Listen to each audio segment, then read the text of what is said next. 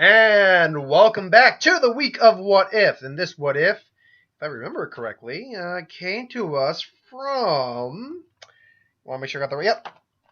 James Mock's Trailers. So asked the question, what if Karin, I believe her name was Karin, in Bleach, Ichigo's sister, the one with the black hair, became a Soul Reaper?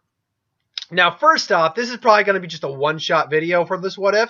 And I say that because it's going to really be what really defines this is when it happens. Where's the realistic scenario where this happens? Well, I mean, to note, James, you didn't ask if she became a Soul Reaper instead of Ichigo. You asked if she became a Soul Reaper. So the question is, where's the realistic part in the series that she would become the Soul Reaper? I would imagine it takes place, I think it's like 9 to 12 months or like a year and a half after the events of Fake Kurotan and Aizen is when the whole full brain and stuff happened. I imagine actually that's when it happens. That is when she ultimately, basically, she does it to become, she goes to Ohara, which we even see her talking to Ohara, getting like anti-hollow stuff and things along those lines. We would see her probably do something to become a Soul Reaper. She would probably take over the place of the guy who was supposed to be the Soul Reaper of that Kurotan because he sucked at his job. And ultimately, yes, she would be the Soul Reaper. Now, right off the bat, what would be her Zanpakuto? Well, first off, I don't think you'd see her get Bankai. Ultimately, she would help out Ichigo, and we'll get all the scenarios she helps out. And probably, do that. I don't think we'll see her get Bankai. But what would her Zanpakuto be? Name-wise, I couldn't name you a name, because that's me basically having to come up with something off the top of my head.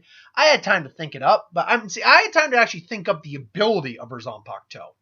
But I didn't, I couldn't think of a name for the Zanpakuto. So really, what I think her Zanpakuto would change into and what it would do is something, it'd be an energy-based Zanpakuto akin to Ichigo's, and her dad's, because they both had energy-based Zanpakutos.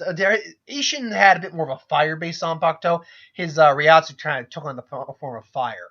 Ichigo just threw out Reishi Blast. Or, it's Reishi.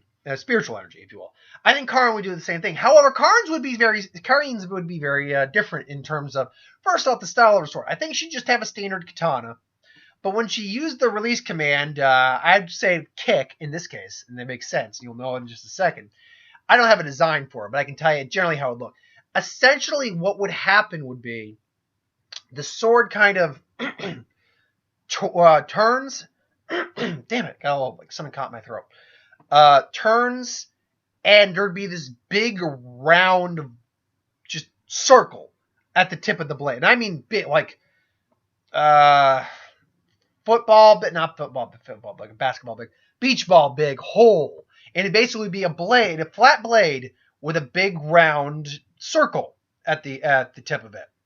And she would charge up, and then what she would do is she would line up and kick and to be fair, for her body length, it would probably be either a wakizashi or just a short katana. But she would basically kick it because she's a soccer player. So I imagine her having something akin to like Ichigo, it'd be an energy attack. And she could do multiple charges with it if she really needed to. But she basically has to charge the blast up and kick it. And, the blast power would depend on how long she charges it. If she can charge it all the way to the very brim of the circle and keep it there, she can just keep holding energy in there. The more energy she'd have, the more like shake with the power. Or she could just fire little bolts as well and just, rapid kick them. Or, she could punch them too, but I imagine she'd go for the kicking because it's just in her nature. So that would be, I think, her Zanpakuto's ability. And I actually think that's a pretty kind of unique ability. I mean, it's a pretty simple one, but for the way Karin kind of handles herself in real life, that would be the case. So afterwards, she'd be taking out hollows and she would be taking out hollows and in and around the area. I mean, she would still fall victim to Tsukishima when he does the whole memory implant thing. Ultimately, then, when things pan out in the Fullbringer arc, she's like, Ichigo's like, you're back. It's like, well, Karin, you can see him. As, of course I can see you, fool. You're not the only one's guy. And then she just transforms like, huh? So, You get that, and now basically, like when you see them at the beginning of the 1,000-Year Blood arc, about to take on those, I think they were taking on Hollows at the time. It was Ichigo, Uryu, Chad, and Orihime. You also then get Karin there, and you get them fighting together again. And I think that would be really cool. That'd be really cool. Now you get that Quincy Iran card. They never really specify with because Poppy, you okay, Poppy? She went to the door and started growling a bit. You would get that again. They never specified because he got upset when they called him a wrong car. Clearly, he was a Quincy, but he also clearly wasn't. So, Domino, stop growling at people across the street who aren't doing anything to you. You silly puppy. So ultimately, yeah, I mean, was he a wrong car or was he a hollow? Or was he a Quincy? We don't know for certain. I think he was probably like some weird blend. Or at the very least, he was a Ronkar who was allowed some Quincy power, whereas Quincy's can't have hollow power because it's like actually like poisonous to them. They have a natural, their biology actually is advertent to it. They can't handle Quincy powers, which is why that's how they got their Bankais back in the series when they got stolen.